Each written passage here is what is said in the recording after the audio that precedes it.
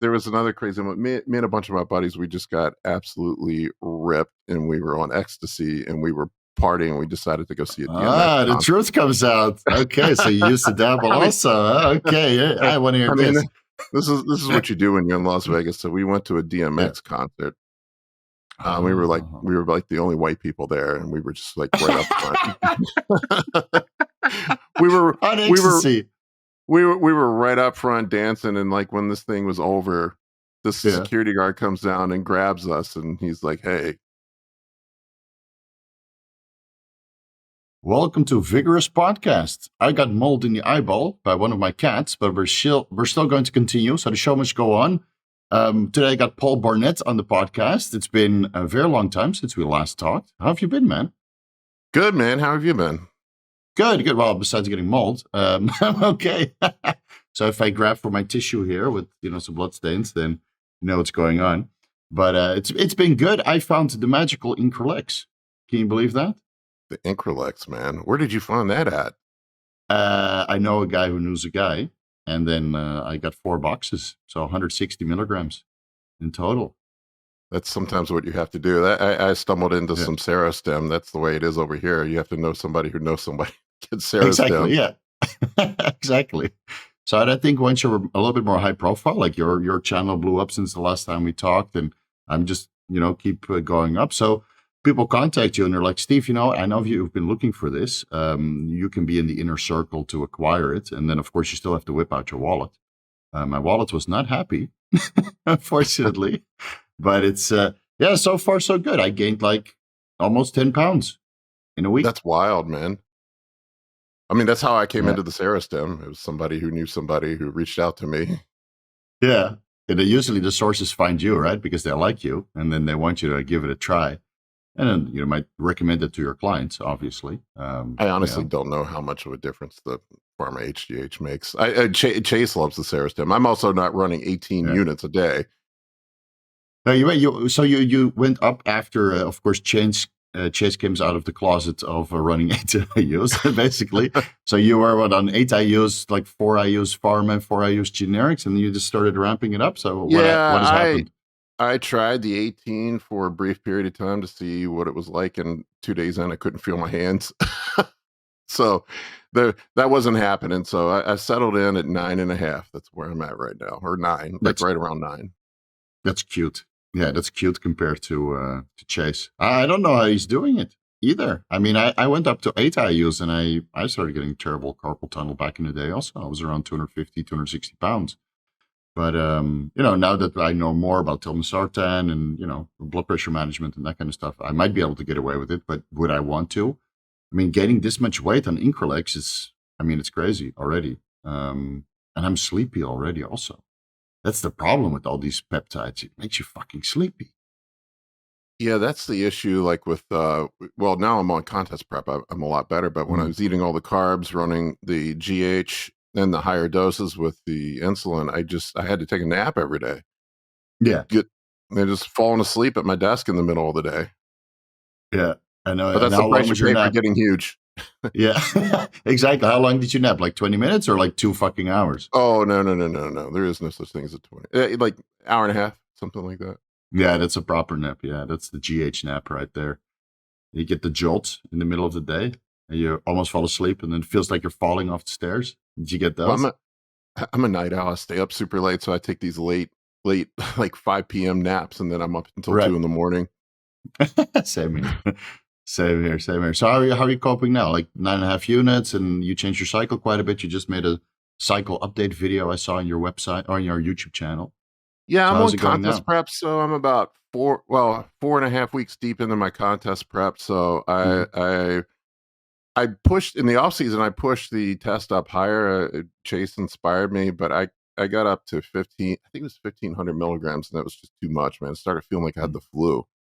And so I backed down to a gram seems to be what agrees with me on the test. So I was running a gram of test and then 800 milligrams of Primo. And then now on contest prep, what I've been doing, I lowered my test down to 750 and lowered the Primo down, and I've just been swapping in some Masteron. I noticed immediately as soon as I swapped in the Masteron, I had a huge weight drop. I dropped like 5-6 pounds in a couple Yeah. days. So it had to be in water, and I definitely hardened up. Yeah, that's usually the case. People say that Primo and Masteron are interchangeable, but I never really agree. Like cosmetic-wise, it's a huge difference. You're a little bit fuller on Primo, and I feel that it's better for the off-season, a little bit more anabolic again. Anecdotal evidence, right? From the bodybuilder community. But then as soon as you put in the Masteron during contest prep, you just chisel out. And of course, the weight comes quite down and the water retention goes away quite as well. So I'm sure you are enjoying the transformation, coming from that much GH and adding in the Masteron. I'm sure you look 10 times better already. Yeah, it's pretty dramatic. I have leaned up a good bit, and it's weird. Like I don't even feel like I'm on prep right now, Steve. Which makes me nervous. Justin's kept my food very high, and I just keep losing weight, man. So but wasn't that the case the last prep? But at the end, you just started losing weight, and you couldn't hold on to it? Well, that was that first prep where I just got over depleted. But last year, we played around with more food last year. I think I ended up being about 235 on stage last year. Somewhere around there. And I'm sitting at 265, 266 right now, down from about 280 at the start. So oh wow, yeah, that's a big drop already. Yeah, we'll see where I'm at. Yeah, 4.5 weeks in. Yeah, you'd have that in. You know how it is when you start people on prep. You get that initial drop of water. It's not fat. You just clean your diet up. Yeah, you drop all that water, and then fat loss. Like I tell my clients, like really, like 2 pounds a week is sort of the upper end of what I realistically expect. I mean, if you think about it, you can do the math. You can do the math on it. It's that would be 1,000 calorie a day deficit. So that's pretty significant. Yeah, and did you change anything to your training volume, added in the cardio again and that kind of stuff to kind of increase your caloric expenditure? Very minimal cardio. I'm doing 20 minutes 4 days a week right now. That's it. Which is 20 minutes more than I was doing in the off season. Right. Yeah, I think, if you have a solid off season and you really ramp up your calories and your training intensity, then I think as soon as you start making a couple of adjustments, the body just goes, until the metabolism creeps up, and then you need to make some changes. But in the beginning, you can make a lot of progress, and you've already gotten like nasty shredded to the point you have no fat, like fat free, right? Like we say that in the bodybuilding community. And then of course, all the fat and water that you have at the end of the off season, it comes off super, super fast. So if you've done a couple shows, and if you've been nasty peeled in the past, I don't think that contest prep is such of an issue. It's just going through the process, and then fingers crossed you peak, right? Because now you have like 5 to 10 pounds more muscle, right? How much do you think you've gained? I don't know. My off season was sort of shit because I couldn't really train my upper body that intensely because my shoulders have been bad. But I did put some size on my legs. You can tell that I was hitting legs hard, and my back has grown. So I don't know. I mean, I'm 49 years old, dude. How much muscle am I really going to gain? Yeah, I don't know. I mean, I had a side-by-side comparison up on my Instagram page of this offseason versus last offseason finished. And I was definitely leaner at the same body weight. So, take from that what you will. Well, it looks like your body composition is 10 times better, and you're a lot more detailed, but your lats popped out more, your shoulders are a little bit wider, chest is a lot fuller, right? Quads straightened a little bit more compared to the last time, a little bit more sweep. And, I mean, unless you want to hammer the drugs like Chase Irons does, how much progress, again, can you make? Or you need to get on Increlex and you just gain 10 pounds for free. Yeah, I think it's just mostly muscle memory at my side, because I gave 10 milligrams to Aaron, who's like 230 pounds, or sorry, 300 pounds, 280 pounds to 300. And he said he was not that, impressed, but he was already on, a good amount of steroids, a good amount of growth, a good amount of insulin. So you add in the Increlex. And then he was like, yeah, okay, I feel better, but it's not like the results that I'm getting. But I started at 0 because I've been off cycle for 7 months and trying to get my wife pregnant. I guess the Increlex is not going to affect the fertility, so you can play with that, right? Apparently, growth hormone and IGF-1 is good for fertility, so I have the green light to add it in. And my fertility parameters are, insane. So it's just a matter of time. So no baby yet? Not yet. No. We only had one round of practicing though. So we practiced last month. He got a period, and basically right now we're in the middle of ovulation. So allegedly today was another day of trying. I know we talked about it before, but I got my wife pregnant both times while I was blasting. I don't know. I won the lottery on that one. I'll get dudes all the time. It's more common than you think. There's so many dudes who get their wives pregnant, but I always wonder, like, how many times on cycle did you actually try before she got pregnant? It could have been like 3 years straight, and then suddenly they get pregnant.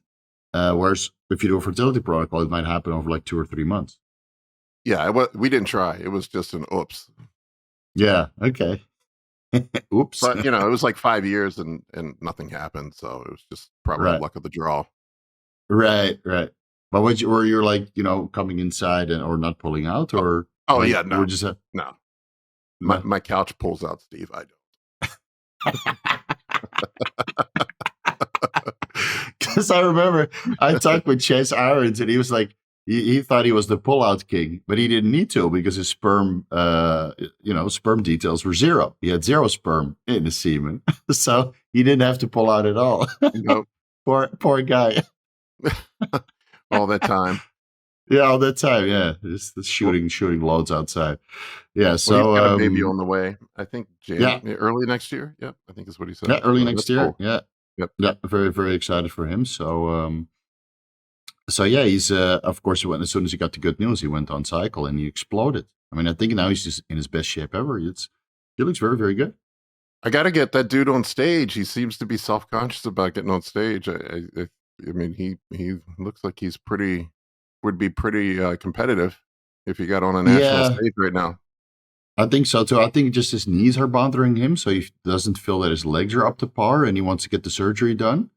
So I think by the time we meet him at Swiss, the Swiss Symposium from Elite FTS in Columbus, Ohio, I think after that he's already done the surgery. Hopefully he can walk, and then you need some time to really strengthen your knees and get the quad size up to par with the upper body, because his upper body is fucking stellar.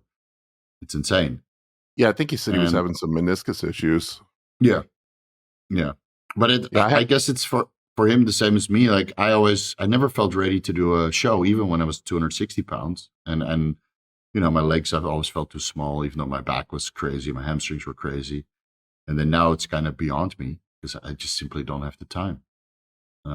That's the tough part, man. Like I worry about my prep right now. It seems like usually I make prep a priority, but now it's been on the back burner with all the coaching clients and stuff I have. Yeah. I told you, right? Once you start blowing up on YouTube, you don't have time for anything else. No, man, it's been crazy. And I've got, I don't know how the hell this is going to work. I got 2 guys that are competing in the same show I'm in. Oh, you got to prep people that are competing at the same time. Yeah. Oh, yeah. No. Justin was like, you're crazy doing that, man. Yeah, because I know Matt Porter used to do that. He would compete and then have like 5 or 6 clients, and he would completely forego his own prep and just show up watery on stage because he was running around helping his clients. I told my dudes they're on their own at the show. I said, I'll tell you what to do, bud. Here's the cookie cutter plan. Good luck. Are they competing against you in the same class or no? No, one guy's classic and another one is in a different age group. So, all right, at least you don't have to show them on stage who's boss. No, I wouldn't do that. We'll see how it goes. So my plan is I'm doing the Masters USAs, which is 40. There's one pro card for the 45 to 49-year-old group.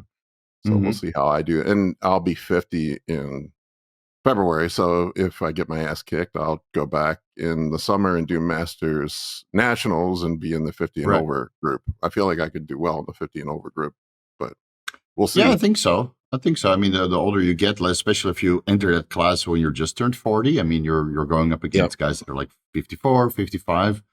I mean, I think the only over 50-year-old that still looks good is Mike O'Hearn, but you'd have to come off cycle to compete with him because he's, of course, the best natural on the planet. be natty. Yeah.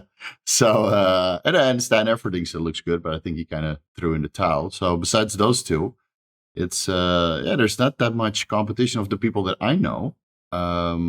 But you went to one of these master shows and you said that the competition was absolutely insane.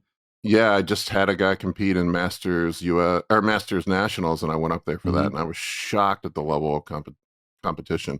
I had a guy in the over 60 class, and I thought he had a good chance of winning. I mean, he got third, but still, I mean, it was. Okay. But there were over 60 guys in the over 60 class. I was shocked. Damn. Yeah, like they had every weight class filled out. It was crazy. It was 12, 13, 14 people in each weight class. It was nuts. How did they look? Like good skin still, or maybe a little bit saggy, I mean, difficult to peak, I mean, they looked like over 60 guys, but I felt like my guy, I mean, he was, David, he looked really good.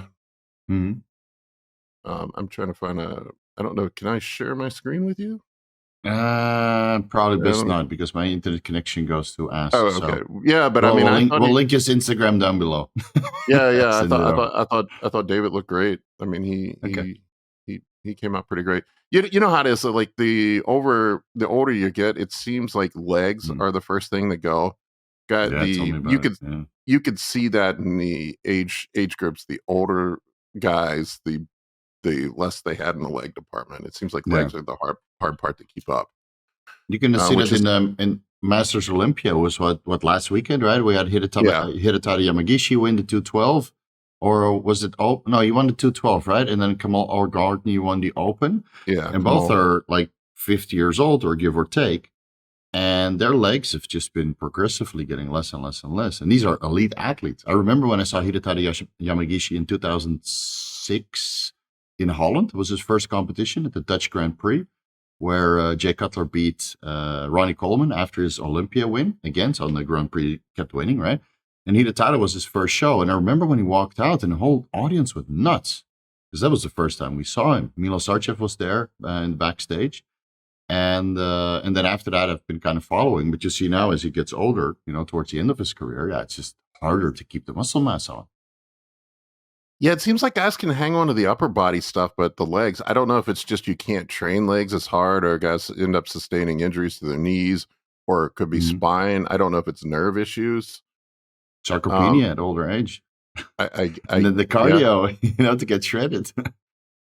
Yeah, my legs are always the first thing to go doing cardio. So I have, and Justin will murder me, but Justin likes having everybody do HIIT cardio. I don't do that shit. Man, I just walk on the treadmill. That's all I do. Maybe the elliptical here and there. Right. If you keep yourself active, standing desk, getting your steps in, it should be okay.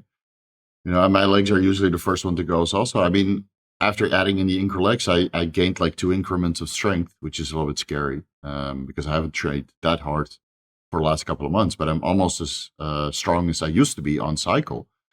But you just feel that the contraction isn't the same as it used to be. Like a couple of years ago, I could load up the leg press and, squat and all these crazy exercises, and you get this intense, crazy contraction. And now that I'm getting older, I know the knees are not 100% structurally sound anymore. So I wonder what's going to happen 10 years from now if I keep training like this. Well, I had my ACL replaced in my left knee like 4 or 5 years ago, and it's still, it's weird, but you can look at my pictures, you can see that my left leg, my left quad is smaller than my right, even 4 or 5 years later. And I've been doing unilateral movements, and my left leg is still not as strong as my right. So, but I think a lot of times the guys will still, and this is something that drives me nuts with guys that I work with a lot of older guys, is they still try to train like they're 20 years old. Doing deadlifts and squats and bench press, and I'm like, bro, you wouldn't go out in the backyard and play a tackle football game at 25. Why are you training like a 25-year-old? Yeah, just for me, it's, I want to protect my spine. I want to protect my joint integrity. And if you're beating yourself up and you can't train, you're not going to grow. So I think that's a lot of it when you get older. So what is the advice for older guys? Like, I'm going to turn 40 in a month. Give me some solid advice from a guy who's 10 years older than I am. I mean, I don't do any barbell movements anymore at all. None. I just started squatting again. I don't do squats. I don't do deadlifts. I don't do bench press. The one time I did do bench press, Steve, was earlier this year, and that's when I fucked my shoulder up. Oh God! Oh no! I was showing off. Somebody was talking shit, and I'm like, yeah, I could, do this, and I jumped on the incline and banged out like 12, 13 reps with 315, and then on the 13th rep, I felt something pop in my shoulder. Oh no! Yeah. All right, so no more barbells. So like, what kind of rep ranges? Time under tension. Reps in reserve. Yeah, I do everything. I don't train to failure anymore. I haven't in years, and I've grown. So, and I do most of my compound movements, I would say, are in the 10 to 12 rep range, and then isolation movements are more in the 15 to 20. Every once in a while, when in the off season, I'll maybe take the reps lower in the 6 to 10 rep range if I'm in a good calorie surplus, have a little extra water on me where I feel like the joints are protected a little bit more. But on contest prep, when I'm in a deficit, I keep the rep ranges higher because I don't want to put myself at risk. No, I agree. That's what I've been starting to do recently also. Instead of doing those 4 to 6 grinder reps, what I used to love, the Jordan Peter style, just max it out and then just do 4 super controlled reps or maybe 6 and then put it back down with slamming it, obviously, because it's super heavy. But now I've been trying mostly just to do 12 reps and sometimes 15 and just keep the tempo going, right? So you don't take breaks, no rest. You just keep going, keep going, keep going. It's a one continuous set of 12 to 15 reps. And I do feel that it's working now that I'm on Increlex. But when I was not using anything, I would just make me flat. Yeah, I mean, for me, a ton of carbs, GH, and insulin help. Yeah, that helps a lot. Yeah. No, but it's true, right? So you're matching your training intensity or your training style to your PED and food intake. Right. Like I would always do low reps and then super high intensity because I prefer to do ketogenic diets. And I still try to keep my weight down and not really trying to get up to 260 pounds anymore. I could if I added in the carbs. But I think you really have to match, your food and your training because otherwise it just doesn't work. Yeah, I mean, that's something that's always perplexed me. Like, I'll see guys that I've talked to dudes that'll run a bunch of insulin and then do a HIIT style workout. And I'm like, and then wonder why they're getting fat. It's because, yeah. I mean, you look at what Milos does with his guys, it's a lot of volume. He's doing those giant sets. Yeah. Yep.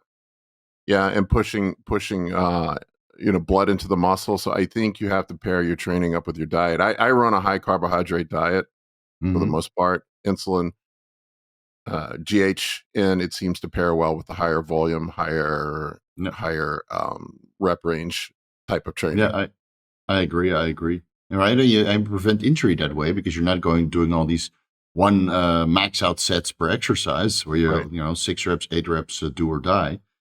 And then, a couple grinder sets to the point you're super neurologically fatigued at the end of the day, can't even get any work done. That was always my problem. And now I kind of shift over to some more reps in reserve and a little bit higher rep range. And my body feels a lot better because of it. With the Increlex, again, without it, my physique was not as impressive as it is now. So let's see. I don't want to add in the carbs though. I feel good like this. I look at it this way when I'm evaluating exercises: there's a cost and a benefit for everything. And at my age, I want to maximize the benefit and reduce risk. So I pick exercises that are going to make a lot more sense within the parameters of my diet and within protecting my joint integrity. Like if I blow out my back, if I mess my shoulders up and I can't train, you're definitely not going to progress that way. So I stick with, for example, something like a deadlift for me seems high risk, low reward at this point in my life. I don't know how much benefit I would get out of doing a deadlift at this point. And not to mention the fatigue and CNS cost of doing a deadlift. If you blow yourself out doing a set of deadlifts at the beginning of a workout, how effective is the rest of your back workout going to be? how effective is the rest of your day when you have hundreds of Right. clients and a YouTube channel and other stuff to do? That was Right. always kind of my turnoff, because nowadays I'm so busy that I really have to think, like, what am I going to do tomorrow? If I can train super, super hard. So yesterday I trained super, super hard because today was kind of like an off day. And then at the end of the day I have a podcast, which was easy and fun. So yesterday I did like, 2.5 plate squats, which is a lot since I just started squatting again with the, what is it? Not the Cambridge bar, but the one that goes over your neck. It's a little bit pivoted. What's that called? Yeah, I know it. There's like what is it? The Duffalo bar or whatever it is. Something like that. Yeah. It's I like, know what you're talking about.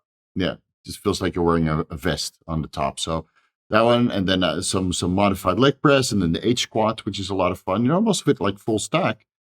And then today I woke up and I'm like, oh man, I haven't felt like this in a while. I was messed up, then I need half a day to kind of recover from it. And I'm good. But I think if I had like a lot of work to do and a lot of like PubMed reading and preparing for videos, then I would be very unproductive today. And I feel that's a trade-off for most of the guys that are now on YouTube. That's why I see Chase Irons is barely posting videos nowadays.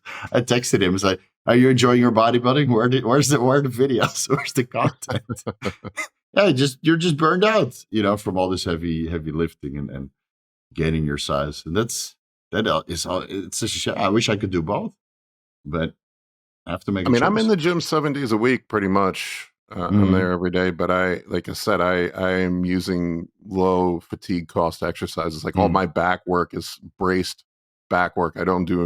I was doing barbell rows up until this year, but then I dropped those as well. So I'm lucky we have a great gym where I work out. So we have all this fancy Panada and Atlantis equipment that's just fantastic, man. If we didn't have that, I probably would have to do some of the other stuff, but right. Yeah. The Panada stuff is really nice. Super nice. I like it. Their new line, Gymleco and Prime and Panada. Yeah. I mean, it's super smooth. Atlantis also. Yeah, we have all that at my gym. Yeah. It's great. So I use all that stuff. So all my back work at this point is braced. I'm trying to take load off of my spine, and there's a fatigue cost to that as well. And same thing with the leg work. So I will only do hack squats pretty much anymore. Hack squats, leg extensions, and then I'll do some sissy squats or maybe lunges or something like that.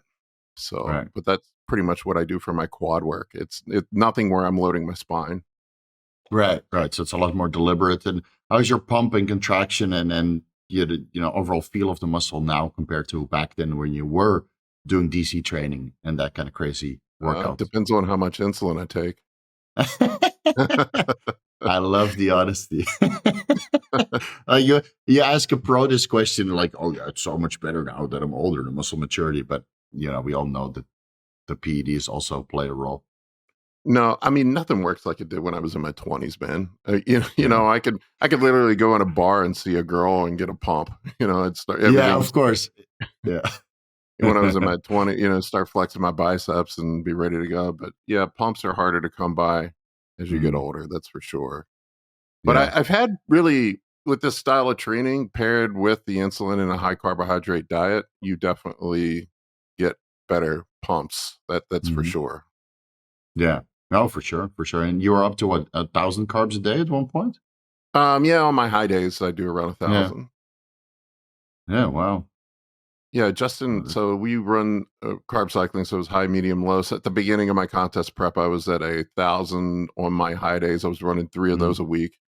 My medium days were 600 grams of carbs, and low days were 300 grams of carbs. And then the protein stays pretty moderate, because if you're running a ton of carbs, of course, carbs are protein sparing. You don't need protein sparing, right? Yeah, you don't need as much protein. So around a gram to a gram and a quarter per pound. Yeah, to 200, 250 grams in total, maybe a little bit more. Yeah, I was around 300, I think, somewhere around there. Oh, yeah, because you're 280 pounds. Yeah, of course. Yeah. But not a. People are shocked when I tell them how much protein I eat. It's not a ton. Although I think, from what I understand, as you get older, from what I've read, that protein requirements do go up because your protein metabolism starts to change as you get older. But does that apply to bodybuilders who use performance enhancing drugs by the boatloads, increase Probably muscle not. protein synthesis quite a Right. bit, I think, when you listen to Peter Artia about, longevity and that kind of stuff, that you have to invest in your younger years to acquire a certain amount of muscle because it's going to diminish as you get older. But all of that research has not been performed on men who take testosterone replacement therapy or anything above that. No. And we would probably continue some sort of PED use later on in life. So I think for us, it's not going to be an issue, unless you get physically injured and you're bedridden for a month for whatever reason.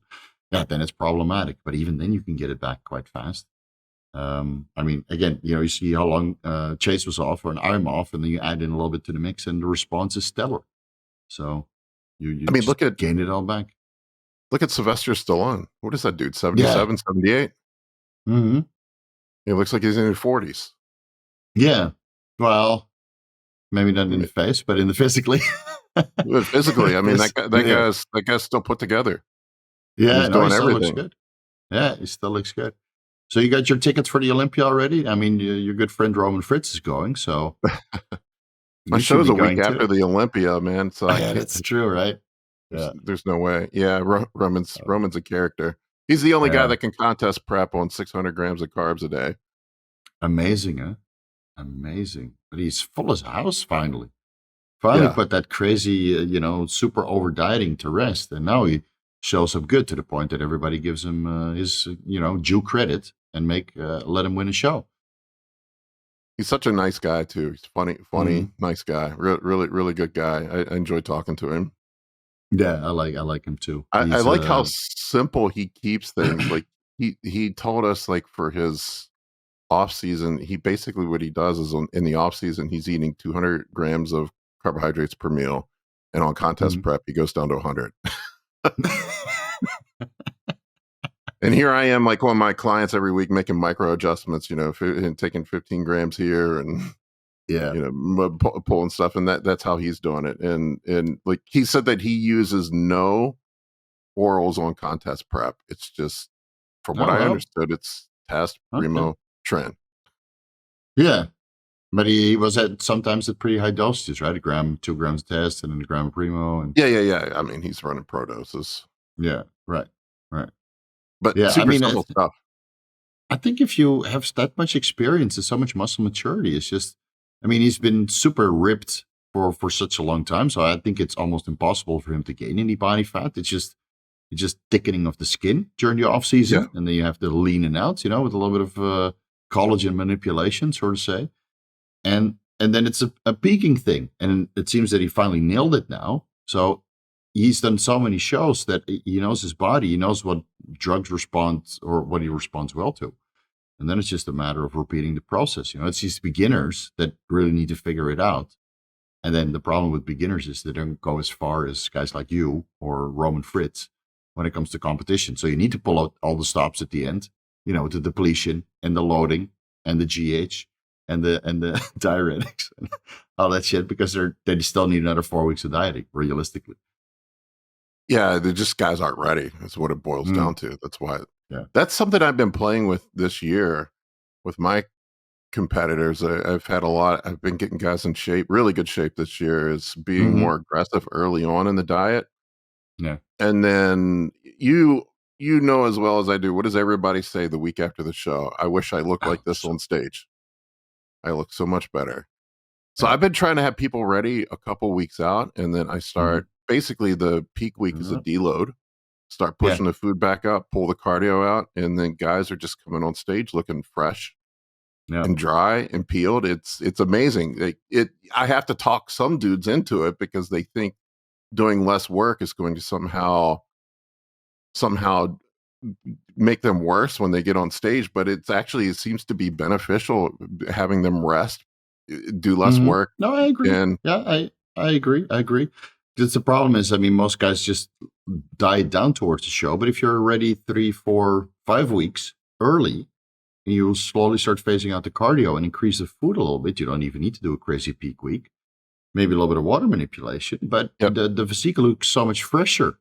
It doesn't look beaten down and strained. And some body parts fill out and other ones don't, so you have a full upper body but still skinny, stringy legs, right? But if you phase out the cardio, and because you were ready early, and slowly increase the food a little bit, and then just make sure that the body fat doesn't come back, you keep using something like Tren, Masteron, Winstrol to keep the skin nice and thin, then I think it's a non-issue. But again, you have to tell these people that you have to be ready 4 weeks, 6 weeks, 8 weeks early, which also adds another 8 weeks to their contest prep. And not everybody's ready for that mentally anymore, it seems.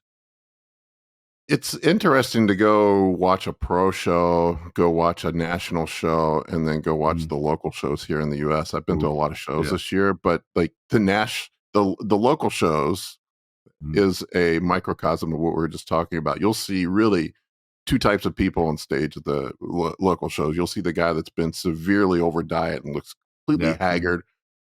It looks like they just walked out of a concentration camp. They look horrible.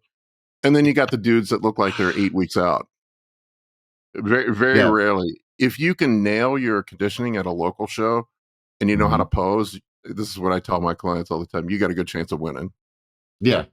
No, I agree. But it's in most countries. It's not only in the US. It's basically worldwide nowadays because everybody's on social media too busy about, how they look there, and then they get a ton of praise and compliments. When in reality, you got to shut it down and lock yourself up and only come out of your little bubble of life when your glutes are striated and your lower back is striated and you're fat free, right? The skin is like this thin, but everywhere. But it's too much work. What was interesting And I get me, it. I get it. I'm busy with social media too, but I'm not stepping on stage. So. What was really interesting to me, Steve, the part that sort of blew me away after seeing some pro shows and a national show this year, is the guys at the NPC level on the national shows are in better condition than the pros are. Oh. And that was wild to me. And I was talking to Justin and Todd about it, and Todd was like, yeah, he's like, half these guys know they're not going to qualify for the Olympia, like 2/3 of them, and they're probably just out there for a contractual requirement. So they're half-assing their prep. Could be. Yeah, that wouldn't surprise me. So I didn't even consider that with the pro guys. Like I was at the New York Pro. It was really interesting to me. And the open guys, like outside of the top 5, a lot of those dudes didn't even look like they were close to being ready for stage. Kind of shocked me. That's why I barely follow open bodybuilding nowadays. It's boring to me, honestly. But here I am in a national show and everybody's got shredded glutes. Yeah. No, I know. Yeah, in some classes, especially in classic physique nowadays, where they still have to make weight, even though the weight cap is going up, I think. At least those guys. Anything significant. Do you think like some of these competitors knew? Because it seems that Chris Bumstead has been a lot bigger for a while, and Ramon Dino has been a lot bigger for a while, and Earl Skalsinski has been bigger for a little while. I'm sure they told Bumstead, right? They had. I'm sure they told like the top 10 or something, because everybody was like gigantic this last offseason. I'm like, how the hell are you going to make it? How the hell are you going to make weight? And then suddenly they announced like, weight cap is up a couple of pounds. These guys must have known. I will say this though, when I was at the New York Pro, I saw what's his name, Michael Daboul, I think is his name, or Daboul. Yeah, Daboul. I think he's from Syria, the classic guy, but my God, that guy was shredded. That was one of the most shredded human beings I've ever seen. Yeah. No, these guys are absolutely crazy. I met Ramon Dino in Flex Lewis's gym before the Olympia last year. And I was like, fully loaded on hamburgers. And he was super depleted. And then everybody's like, you're dwarfing him. But his skin was paper thin everywhere. And he had his whole team, with him to help him change weights because he was so depleted. And then he still didn't make weight because he got an inch shorter. So they had to literally pull him, straighten him out so he could make him gain an inch so he could weigh in a little bit heavier. Yeah, I remember hearing about that. So he could make weight. That whole height thing is stupid. They should just certify your height when you get your pro card and you're done. So that way what your weight cap is for the rest of your career. Right. I agree. Because let's be honest, most of these guys will shorten a little bit when they start, taking the weight off, because you'll lose a little bit of fluid in your spine. And if you use some diuretics to get into, the weight class, then you're even shorter. So now your risk dropping, a height, so you have to weigh a little bit less. So you think you're making it, but you're actually making yourself shorter. It's a bit tricky. It's silly at that level that they're actually measuring their height at a show. I mean, just come on, man. Just put it on their pro card. You're 5'9". Mm-hmm. That's what you are for the rest of your career. Imagine everybody's going to use the inversion table for their pro card. When they use it for like a couple of weeks. Do all these crazy height protocols that the kids want to do nowadays. Man, it will be tall. Insane. Well, I've definitely gotten shorter as I've gotten older. I used to be almost 6'3", and I measure out under 6'2" now. Really? You dropped an inch. I think I lost like a centimeter and a half. I used to be 178, and I'm like 176, 75. It's about, let's say, 5'10" to 5'9". I'm a tad under 6'2" now, so yeah. Now, when you guys see him at Swiss, you'll see how short I really am. So, how tall are you in American height? Yeah. I think me and Chase are about the same height, though. He's like 5'10", I'm 5'9". 5'9", give or okay. take. Yeah. Oh, yeah. Well, Todd's shorter than all of us. I think that dude's like 5'2". I like this Anabolic podcast that you have, man, every weekend. It's hilarious. Yeah, we've been having fun with it. We try to keep it funny and have fun with it. It's been a blast, man, doing it. Yeah. Although last weekend's episode got a little weird, but that'll happen. Yeah, that happens. I had a talk with Mike afterwards. He's, he was a little bit upset. Shit happens. It happens, man. Shit life goes on. At least you didn't have Mr. Victor, the pinnacle of education, on the podcast. I still feel bad for Chase, dude, of having to sit through that for 2 hours. I couldn't have done it, man. No way. I couldn't have done it. I don't know how Chase did it. He's a saint. Chase is the nicest. Chase is the nicest guy on 5 grams of gear I've ever met. Yeah. Yeah, it's like his mood didn't get affected at all. I mean, it was exactly the same when he was off, and now he's still super chill, I asked him, "Do you take any medication secretly?" But he's like, "No, it's just me." I've always had this theory, like the whole roid rage thing of like, if you're an asshole beforehand, you're going to be a bigger asshole when you're on. If you're chill, you're going to be chill. Yeah, I don't know. I'm pretty chill. The only time I get a little cranky is at the end of contest prep when I'm starving, but that I don't know how much of that is the protocol or how much of it is just being in a calorie deficit and not being able to sleep. Yeah, I always got cranky on the diet too, whether I was drug free or enhanced. And when I was enhanced, it's worse. I'll admit it. It's because I did like mini cycles when I was still drug free, so maybe 12, 15 diets. Because I was drug free for 10 years, right? And then I was a moody son of a bitch also. I was intolerable. So that's why I rarely go to that extra mile, because I know my wife will suffer. Unless I take some sort of, medication to kind of, put that kind of bullshit out of my head. But, then you're patching one hole with another hole. So yeah, I'm pretty level. Other than having some social anxiety, I definitely have a little bit of social anxiety, and sometimes that gets worse. Yeah.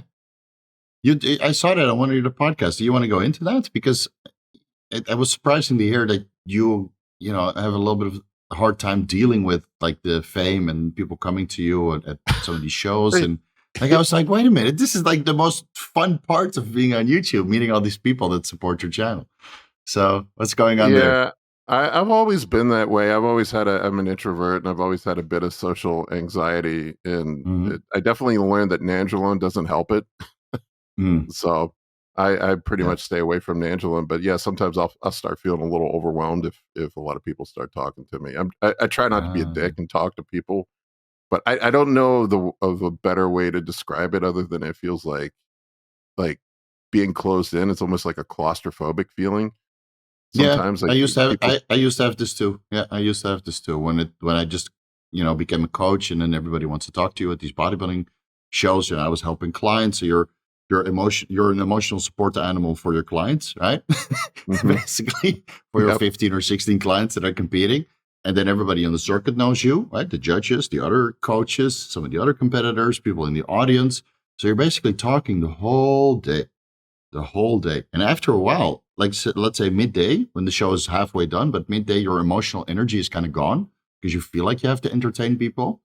And you feel like you have to be, on your best leg forward because as soon as you show a little bit of moody, then you'll make a bad impression and your TripAdvisor review goes to 0. So it costs a lot, right? And the last thing you want is that I met Paul at the Mr. Olympia, and he was such a dick. That's the last thing you want to see online. So I don't want to be like that. I've had that experience before with pro bodybuilders. I've told people. Me too. Yeah, me too. Yeah. Told people my Lou Ferrigno story. I was such a fan of Lou Ferrigno when I was when I was younger, and him and Arnold. I mean, they were my idols, and he came to do a guest posing or a guest. I'm not sorry, not guest posing, but like a guest event at my gym, like a promo event that this gym I worked at as a personal trainer when I was in college, and I got assigned to kind of be his errand boy, and he was just horrible. He was absolutely horrible, just mean, horrible, nasty, and I'll never forget it. It's ingrained in my memory. So you did pay the $20 for a picture.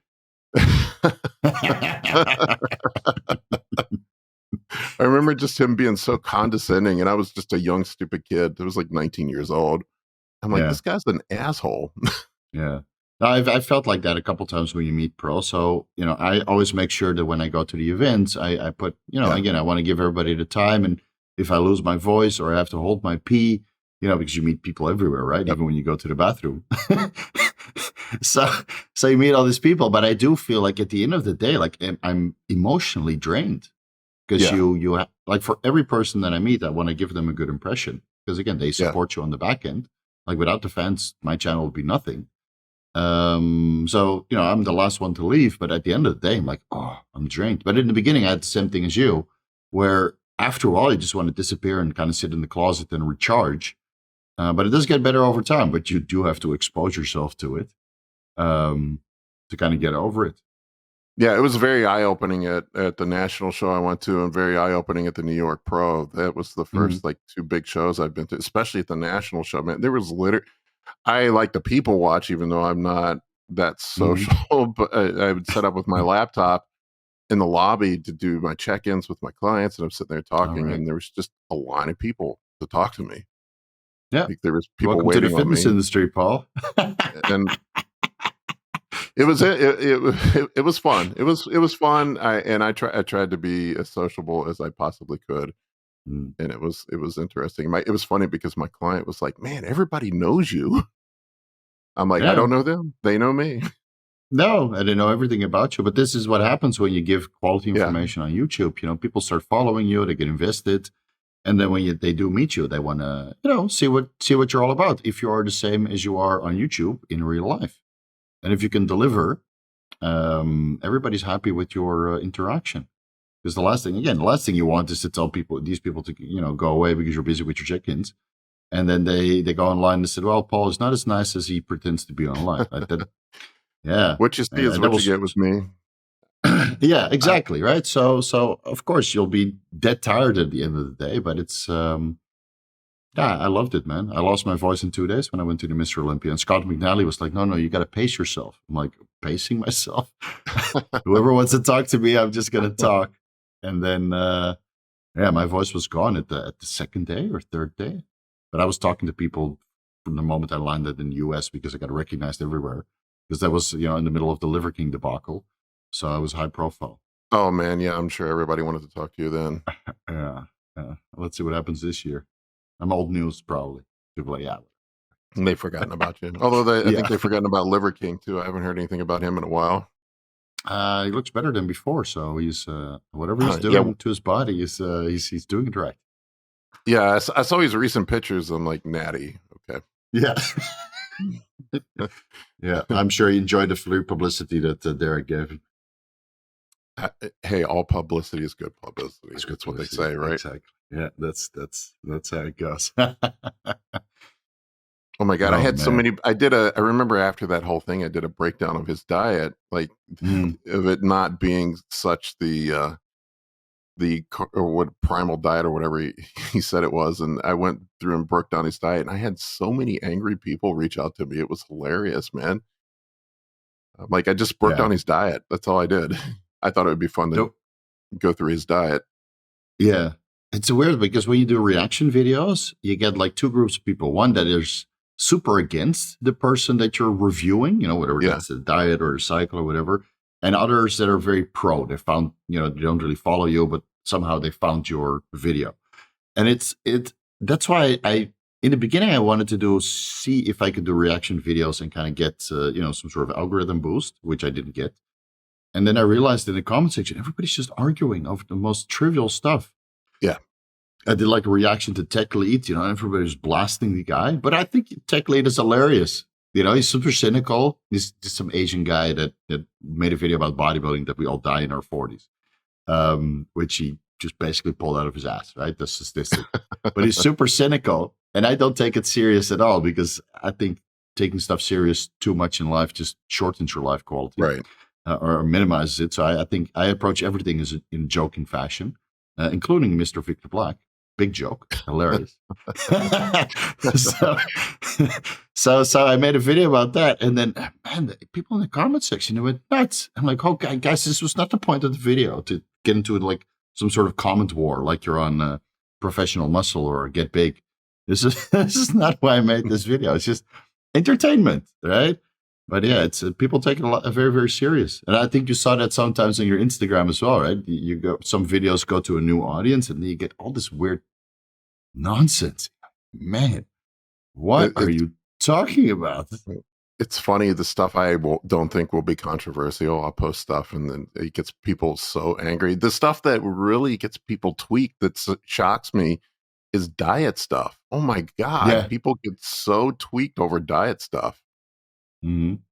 Is it because I think people, they're keto, they're carnivore, they're vegan, they're whatever. They treat their diet like it was a religion. And if you say anything that insults their way of being, oh my God, they get so upset. Fanaticals.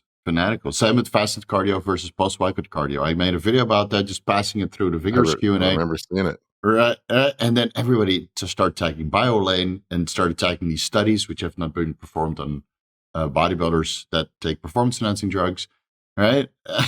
And because there's quite a few studies comparing fasted cardio versus post-workout cardio or cardio at any point during the day, non-fasted cardio.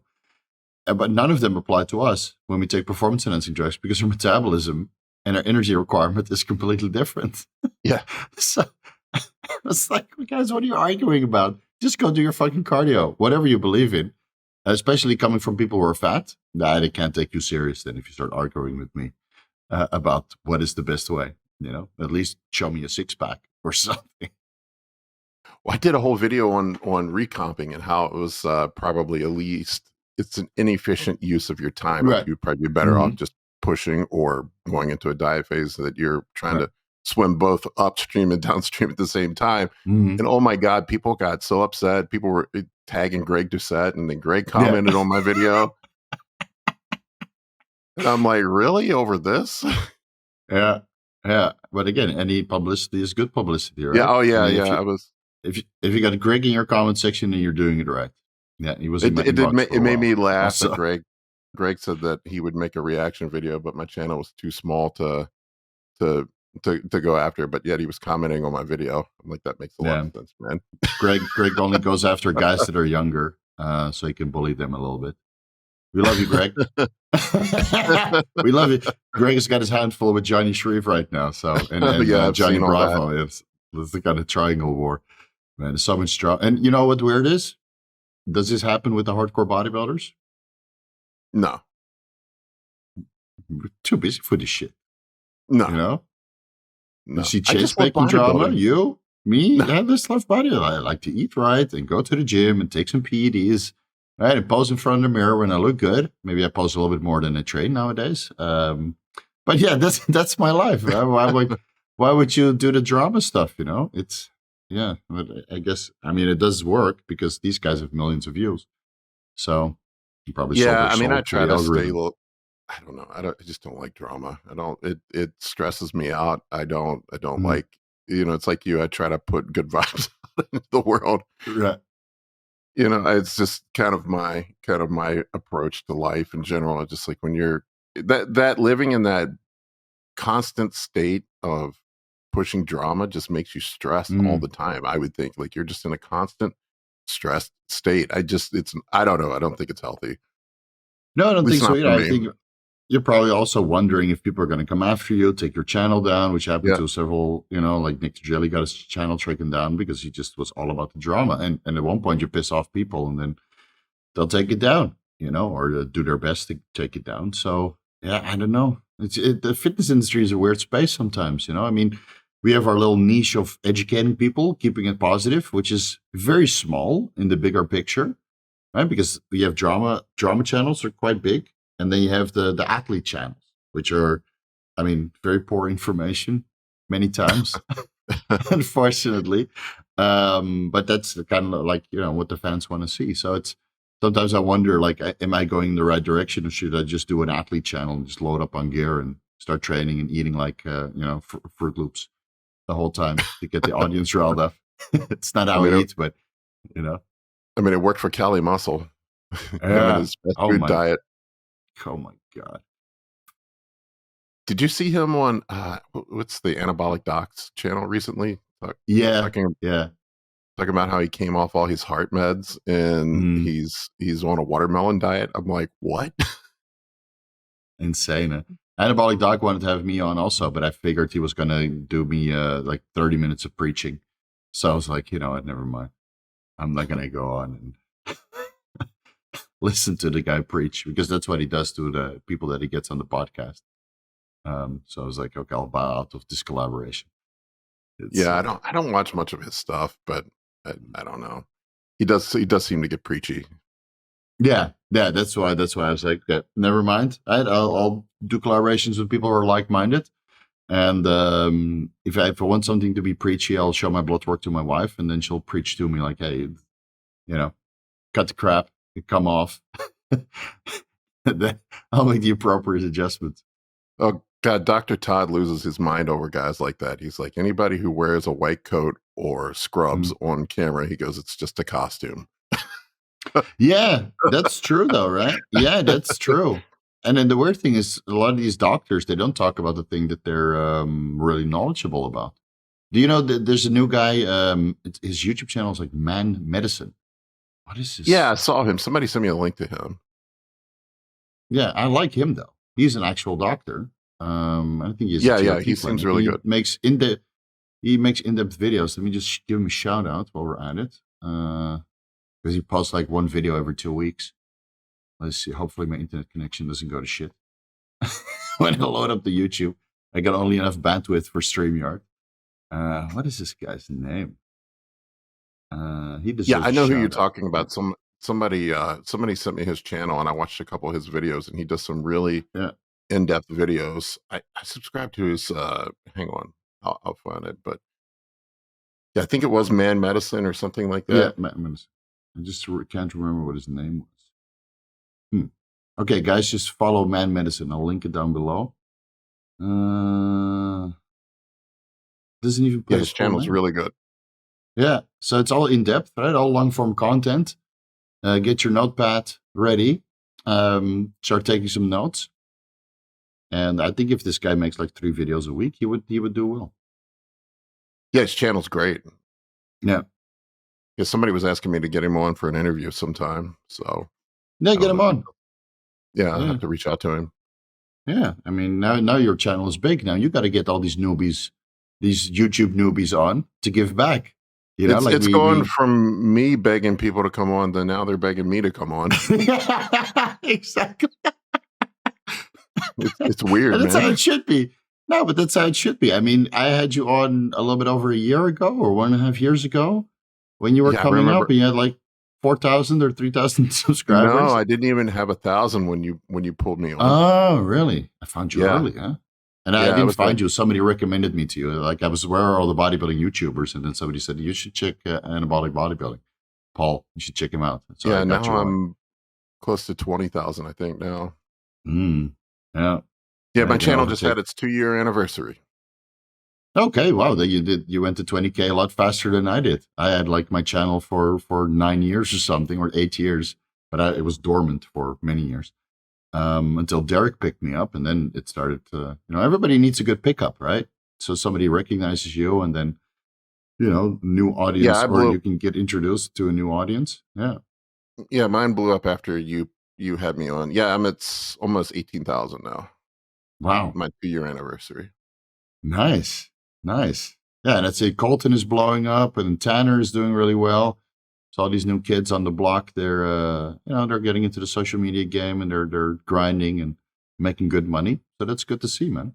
Yeah, Colton's a hard worker. He's very sharp. Yeah, I'm gonna meet him. He's coming to Thailand in like 10 days. Yeah, that's what he said. Yeah, he said he's going to Thailand. It's And amazing like, what he's done with having CP. Like, he pretty much said his doctor told him he should not lift weights and just give up. Yeah, that's right. He had cerebral palsy, right? So yeah, he has it. Yeah, but it doesn't look like it. No, at all. It's amazing what anabolics can do. Yeah, it's good to see. I mean, unlike that, consider it a shortcoming. It's just probably a roadblock for him, but he's managing very, very well, and he looks great. His physique looks good. He's in shape. He's got a girlfriend. He's willing to work, so he's financially secure. He can travel. He's doing well, man. Yeah, I like. Yeah, he's a hardworking, stuff. smart kid. I call him a kid. Anybody under 30 is a kid to me anymore. Yeah. Yeah, so he's coming here. But he's going straight to Pattaya. And I'm like, why are you going there? I just want to see the fun side. So, okay, I'm in Bangkok. So when you swing by Bangkok, then we can meet up. I don't think I'll go to Pattaya to meet him there, but hopefully he can swing by Bangkok. It's Pattaya where all the fun is. That's where all the debauchery is, which is fun if you're single, but he's got a girlfriend. So yeah, you have a muscle factory, and of course you have Walking Street. There's a lot of nice restaurants. You can kind of hang out and chill out and see all the craziness that Thailand has to offer. It's kind of like Las Vegas. If the zombie apocalypse would have broken out in Las Vegas, and then fast forward like 3 years, and you have Pattaya. That's basically what it is. Lady boys. Lady boys everywhere. Yeah, they're easy to recognize if you've been here for a minute, but the guys who are fresh off the boat, no, good luck. Good luck with that. Get a surprise back at the hotel room. Exactly. Well, the further you walk down Walking Street, like that's like the beach road, the further you walk down, at one point there's like a whole area where the ladyboys gravitate, and then they're at Soy 61 and a couple other places. So, if you do your due diligence researching about where you can spot them, then you can easily avoid them or look them up, right? Not judging here. Not judging here. Tony always looks them up. Tony Huge. So he's very happy in Pattaya. So yeah, I'm sure he'll have a good time. How old is Kolton now? 20 something. He's mid 20s, I think. I'm not sure. Late 20s. I'm not 100% sure. I came to Thailand when I was 23, and it ruined me forever. Yeah, it ruined me forever. And after that, you can't do anything else. Yeah, one of my friends, or my girlfriend, one of her friends went over there to work during COVID and never came back. Oh, really? Yeah. Wow. Just Yeah. said, "Nah, I'm out." Yeah. No, that's the same feeling I had. I went here to Thailand for 2 weeks, and I saw how far my euro went, in the conversion, and how little everything costs. I mean, the prices have gone up significantly since then. But you could basically just do whatever. Just hang out and chill, and nothing is complicated. Accountability is hard to find in the country. So if you really want something like Western accountability, forget about it. So you get very good at crisis management. And if you get good at crisis management and you don't, get too upset when things go wrong, which go wrong all the time, then you're okay. Again, you just have to laugh it off. I'm in Washington, D.C. Everything's very serious here. No, you're in the capital of politics. Are you afraid there's going to be riots and stuff soon, or no? I don't know, man. I don't live in the downtown area, so I'm not. That's always in a very isolated area. This is a big area, man. It's like 50 miles from one end of it to the other. Mm-hmm. Yeah, I won't make it to Washington this trip, though. I'll go to America for a month. First, I go to China. Then I go to Detroit to visit Scott McNally in Swiss, right? I'll probably see you there. And then I'll be there. Yeah. Then I'll fly to Chicago to meet Chase Irons. Then I go to Las Vegas to meet my wife. She'll come like 10 days, 14 days later. And then we'll go to Orlando. and then to LA. Might have some detours here and there, depending on podcast collaborations. But it's, I figured, since you're in contest prep, I didn't want to bother you. I swing by DC. I'm like, oh, let this guy do his contest prep, and we'll see. No, you're not bothering me at all, man. I'll be at Swiss. You're not missing much with Washington DC. No, I did. A buddy of mine has been there. It's nice though. I mean, you got some nice sights to see. It's expensive. Traffic sucks. Yeah, that's most of America now. It looks very expensive now compared to last year when I started booking tickets and stuff. I'm like, man, what has happened? But I got a sweet deal in Las Vegas though. I got like the previous room that I stayed in for like $150 cheaper per night. So I'm very happy with that. Yeah, you can always get deals in Vegas. Yeah. Hopefully get comped if I gamble more than enough. I'm not gonna gamble. No, Vegas is like its own thing though, man. It's sort of it's not even, it's like its own world. Yeah. No, I like Vegas though. You've been there also, right? Oh yeah, I've been many times. Yeah. Many times. I like it though. I mean, for bodybuilding, everything it's the same as Bangkok basically. It's 24/7. You can bodybuild anywhere.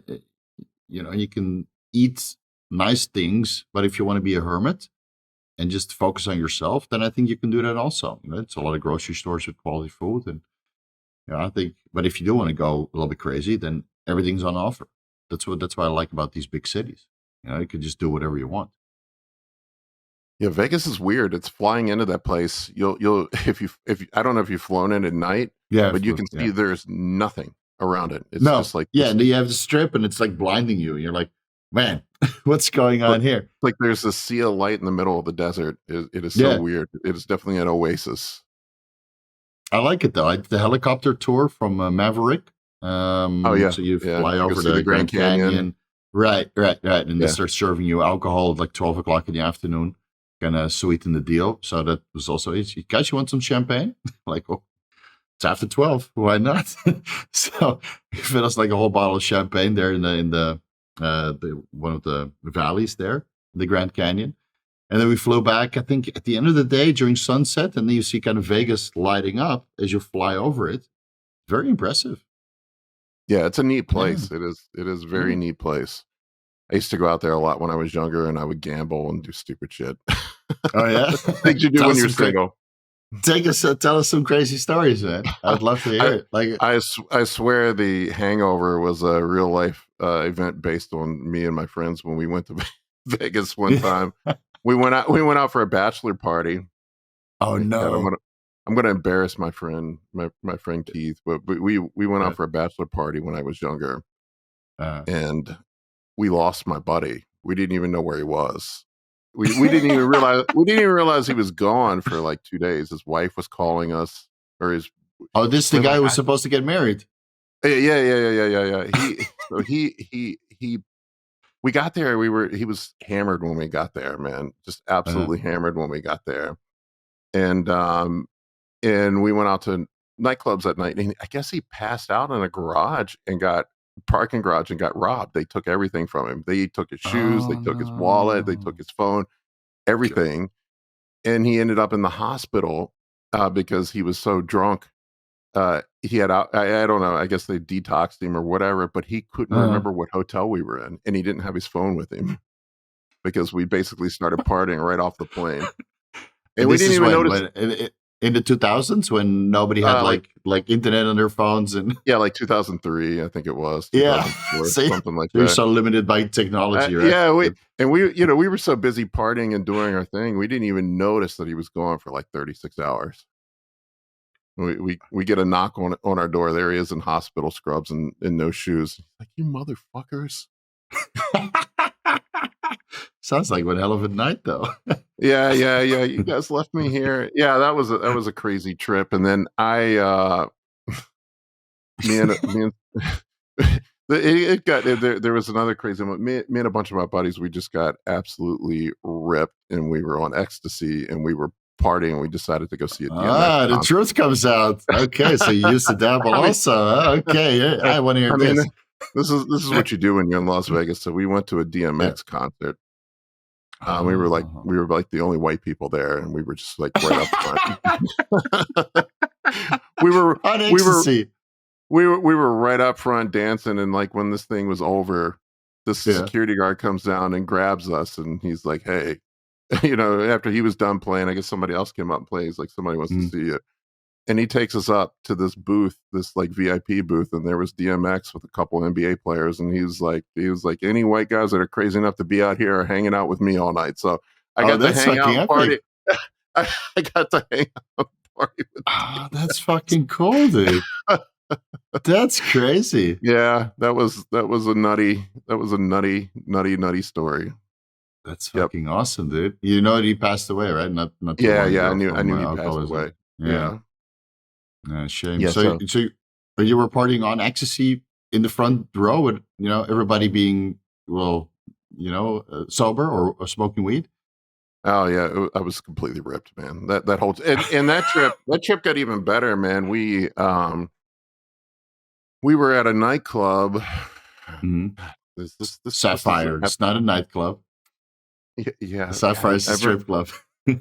No. We were at this place. I think it's I think it's in the Bellagio. It's called the Rum Jungle. And me and a bunch of my buddies, we got a VIP section. And we were hanging out in the VIP section. We paid for bottle service and all that stuff like you do when you're in Vegas.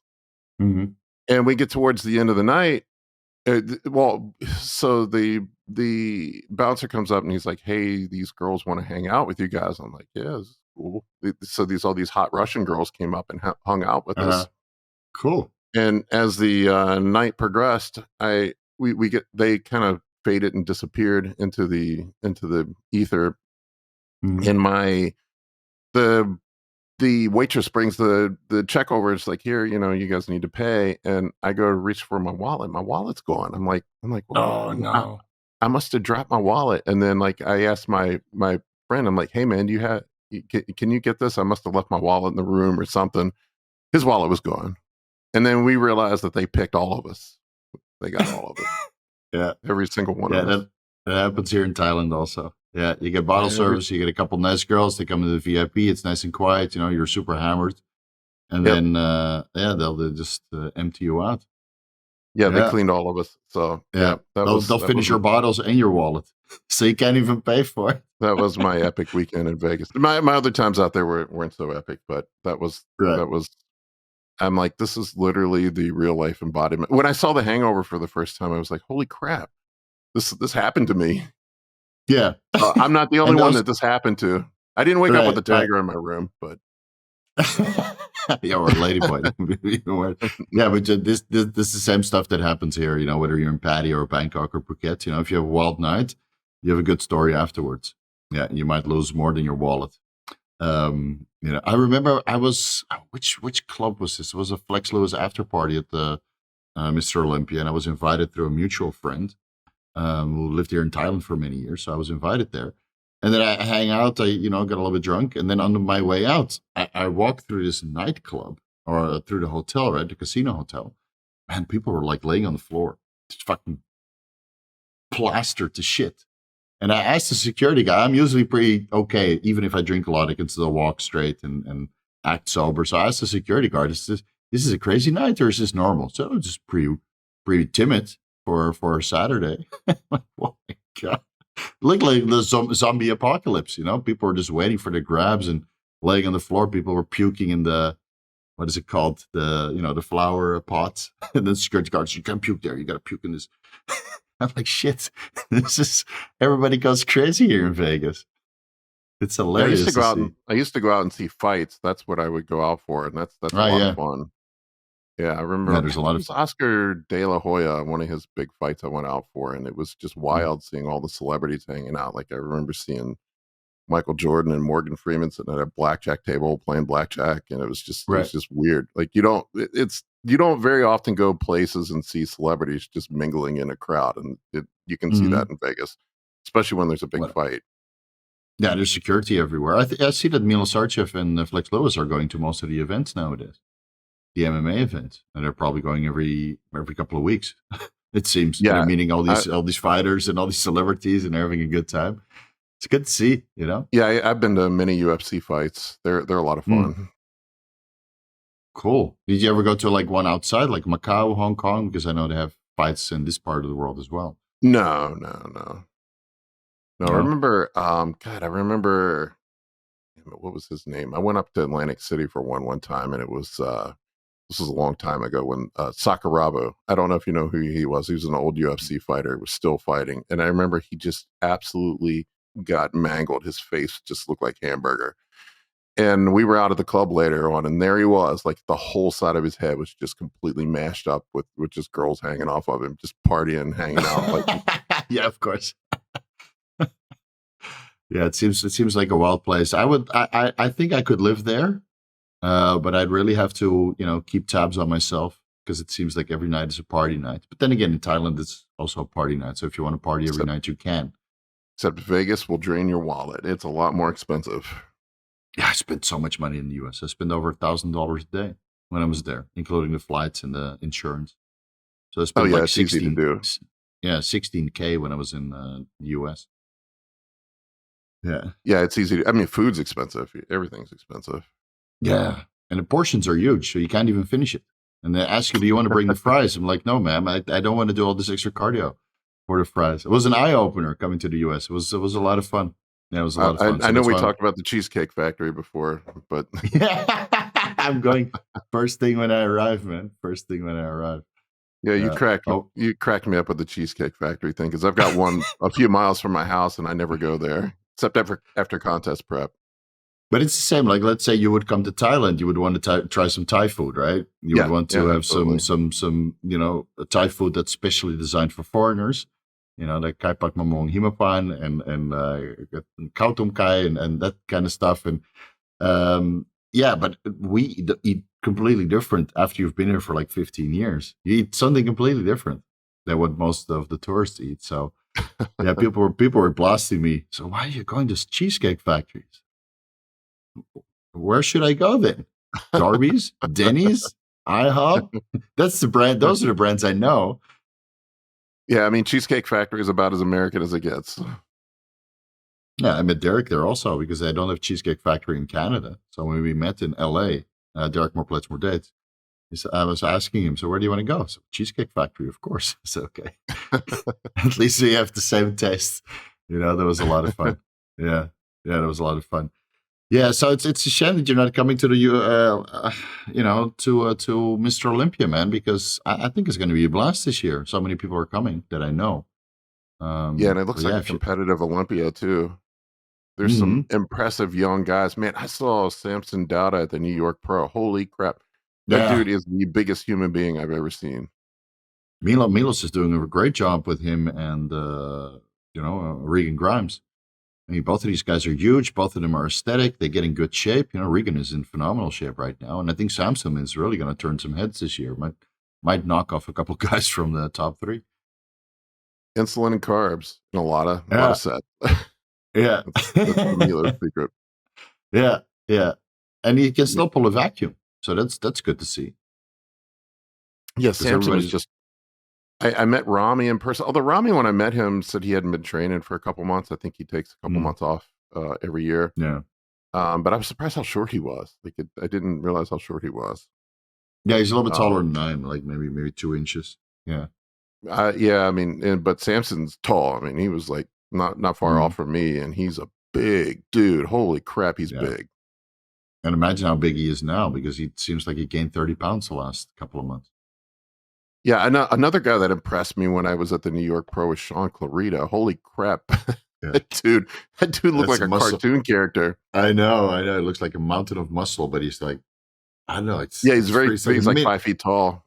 I couldn't believe how much muscle he had on his frame, though. Like, it just like, he couldn't possibly fit another pound of muscle on that frame. And weirdly, he still improves like a couple pounds every year, and he looks fuller and harder and denser, and his waist still looks good. He just keeps improving. And I think, he's far from the weight cap in 212, so he could just keep dominating as long as he shows up in shape. Because Kamal Gardney is not really putting it together anymore simply because of his age. And Derek Lunsford moved to open, which I thought he was going to win last year. I mean, it was in the audience screaming that he should have won. But I don't have a problem with Hari Chupan winning. because he looked so dense. But Hadi Choopan doesn't really have anywhere to go. Seems that he's kind of, towards the end of his career also. So yeah, and he's getting older. I mean, he's got to be in his 40s, right? I don't know. I don't know what his age is. Yeah. No, he's a little bit older than I am. He's got like 2 or 3 kids. He's got a gym back home and the visa issues always. But he's been on the competitive circuit for over 2 decades. Doing multiple shows per year. I saw him at the World Championships a couple times when he was still doing 70 kilo weight class. But it's 160 pounds, 165 pound weight class. When they're in reality, they're like 175 pounds, but they'll force them into the smaller weight classes because politics. That's how the World Championships works. Yeah, these guys that compete a lot, this is something I've come full circle on. I used to be a permabulker when I was younger, but it seems like these guys that compete a lot, that state of getting yourself depleted and then rebounding seems to be the most productive way to stay lean and put size on. Yeah. Yeah, the insulin sensitivity post-context is just phenomenal. Yeah, I mean, that's when I've always had my best gains, and that's when I see when my clients have their best gains. It's the guys that just keep pushing and pushing. Like I noticed on my off season this year, because I had a longer one than I had before. But after about 6 months or so, it's just like things just don't work anymore. You just don't have the same.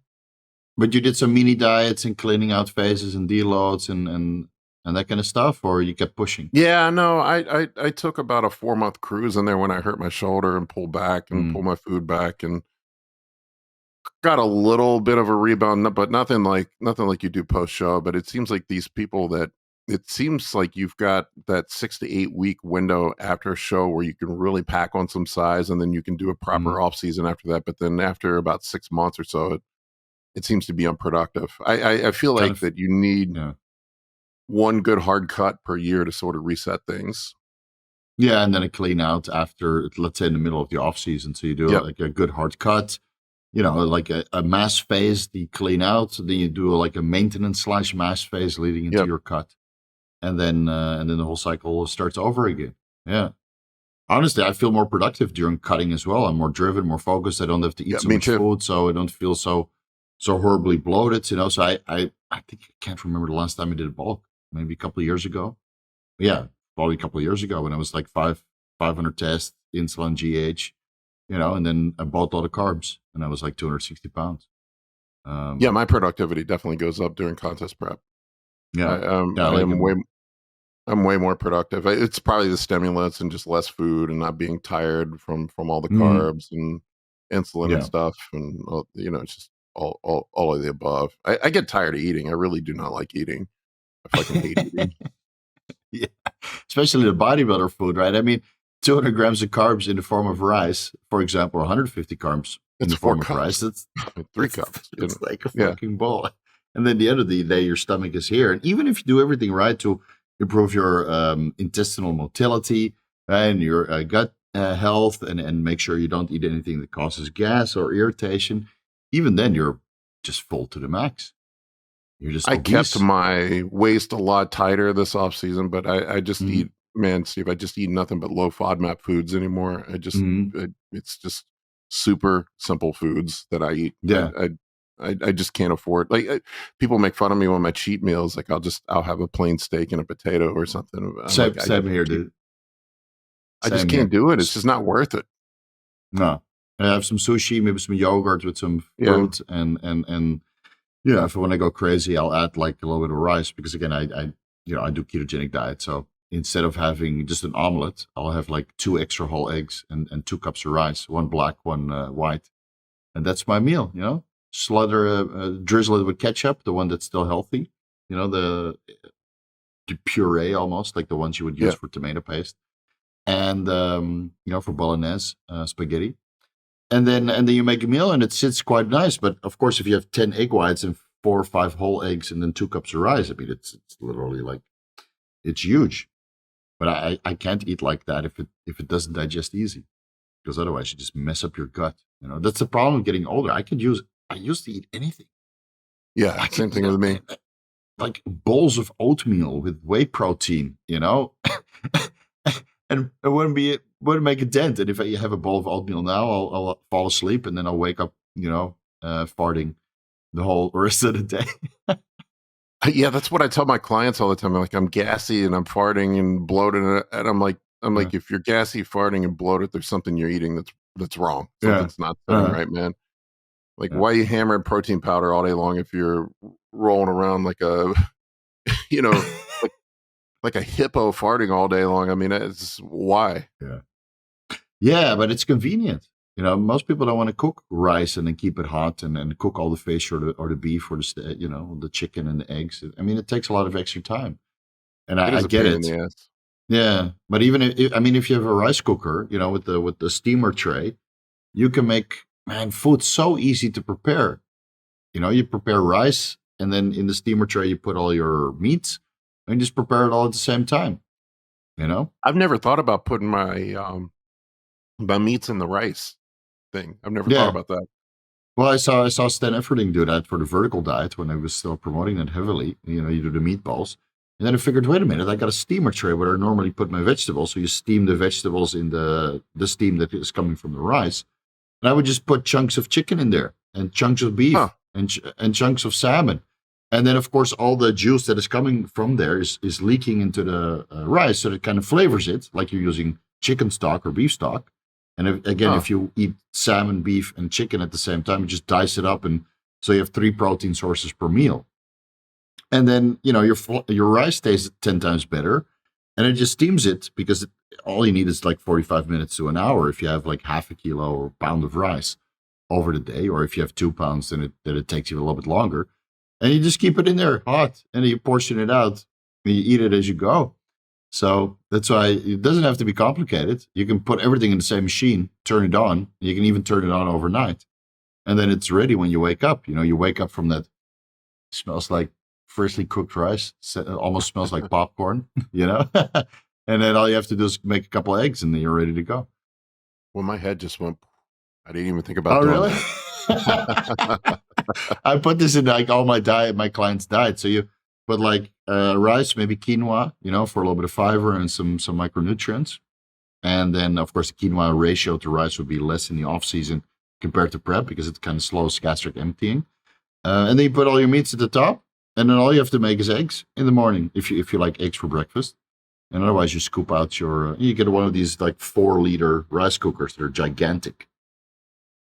Yeah, I did it like this every day. Yeah, I have the big Zo Jirushi one. I love that. They make the best rice cookers. The Japanese one.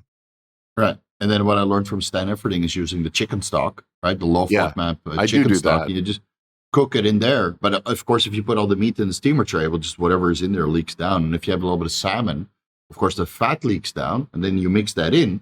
And then you got like garlic fried rice. But it's all healthy.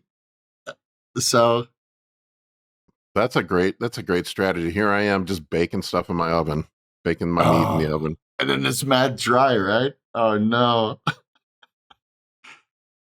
Yeah. I have my ugly baked chicken I make. I'll get like 8 pounds of chicken and I just bake it all in the oven and then portion it out. Yeah.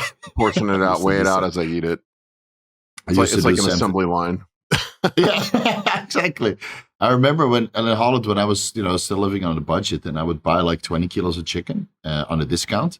So it would be like from $8 to like $4, close to the expiration date. So it's already a little bit smelly, right? And then you have to process that, take out all the little fatty bits and the tendons and that kind of stuff. And I would just put it all in the oven. I would have this brick of 20 kilos of chicken, and it would all be like mashed together, with the protein that's kind of, sticking it together, and it would just separate it on like, the kitchen countertop over a couple of baking plates to kind of let it dry, and then put it out on, you have like 6 pounds or six ounces left of every 8 and 9 ounce serving because you lose so much water.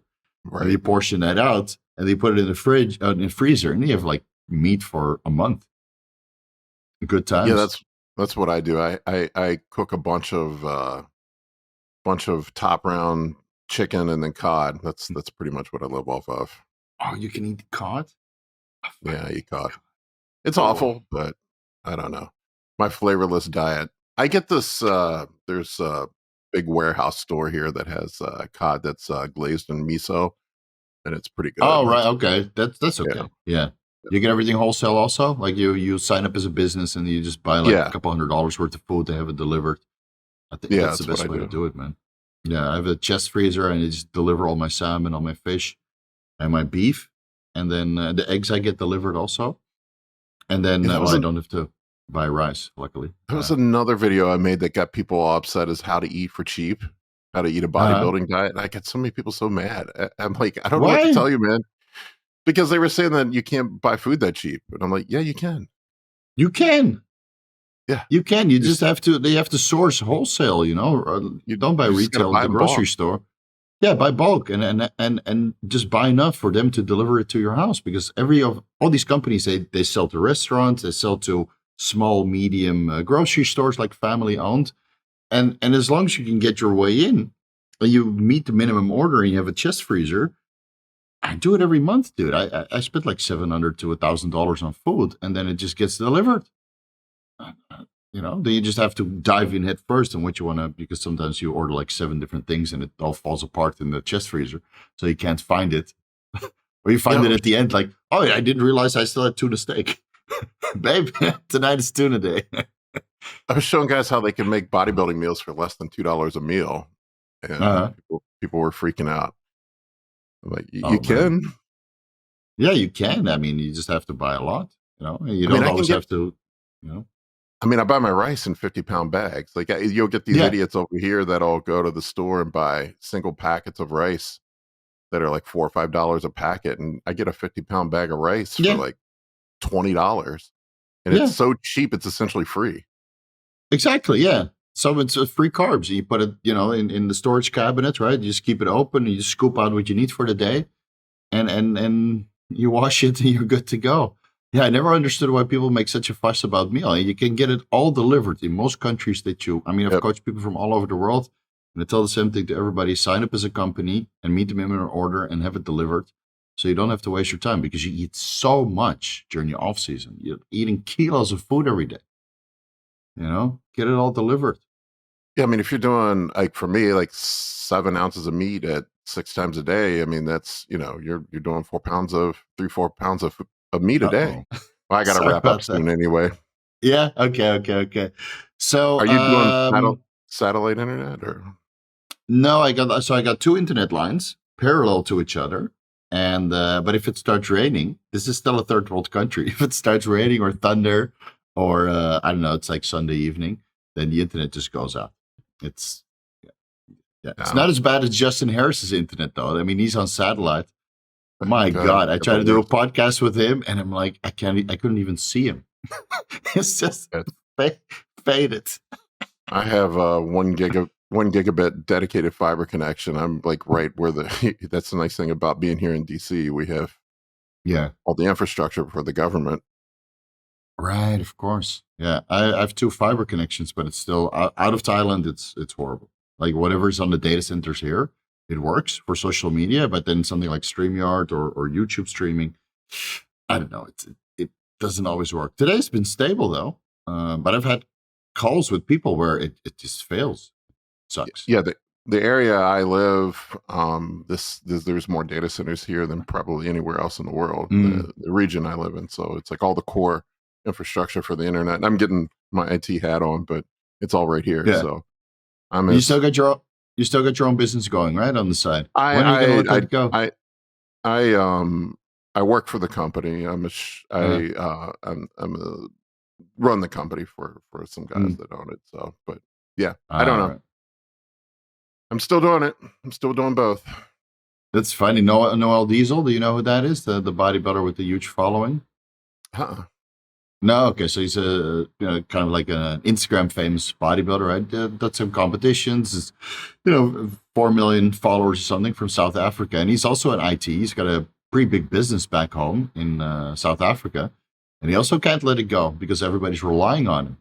So I told him, said, I mean, so much extra work. I'm so happy I stopped that previous work with IT and business consulting such a long time ago. I wouldn't be able to juggle both. And I've been with the company for 16, 17 years, something like that. And I'm the CEO. So, but yeah, a lot of people depend on me. So it's hard to walk away from. Right. But you're still able to juggle both with all the coaching and the YouTube channel and being a CEO? I'm working 12 hours a day, 7 days a week, Steve. Yeah. Same here, man. Same here. At one point, you're gonna. I take a break to go to the gym, and that's about it. Literally, that's it. Right. Yeah, I know. This is the life of being on YouTube. It's overwhelming the amount of work that you get from it. People think it's easy, but no, it takes all your time. Like I get all the time people ask me about watching, have you seen this show? Have you seen that show? I'm like, when? When do I watch that? When I do cardio, maybe, but yeah, that's the only time I have time to watch. Or have you seen this channel or this video? And I'm like, I don't watch anybody else's stuff. I just don't have time. No, and you have kids also, right? So I think all your free time you spend with your kids, so but you're taking your daughter to all these metal shows. I think that's freaking awesome. I think it's so awesome. Yeah, it's so cool, man. Yeah, I'll join that party at one point. But I'll keep you posted. A lot of good concerts here, so that's another good thing. Yeah, that's true. That's true also. Yeah. At least in America, you have a lot of entertainment when it comes to music. Here, you don't really. People barely swing by. So I'll see you at the Swiss I'll see you at the Swiss Symposium. And thanks for coming back to the podcast. And where can people find you? If people are unfamiliar with the Paul Barnett, they know where I'm at. No, it's Anabolic Bodybuilding. Anabolic Bodybuilding on YouTube and Paul K. Barnett on Instagram. Awesome. And you can come tell me how much my stuff sucks like everybody else does. Yeah, right. In the comments section. Yeah, and just block them. Just move on to the next channel. Maybe this YouTube channel is better for you. Disney YouTube channel. Thanks for coming on, man. I'll see you soon. We'll do some in-person collaborations. I'm really looking forward to that. To see you and Chase and Scott McNally and Justin Harris all at the same spot because that'll be fun. Scott Stevenson is apparently also coming. So it's there's going to be a lot of meatheads at that show, and I'll probably be the smallest one, but I still want to participate. I doubt that. I'll be at the end of my prep, so I might be pretty small then. Yeah, but you'll be shredded. Yeah, not skinny fat like me. I'll see you soon, man. It was good to catch up. All Take care, buddy. Take care.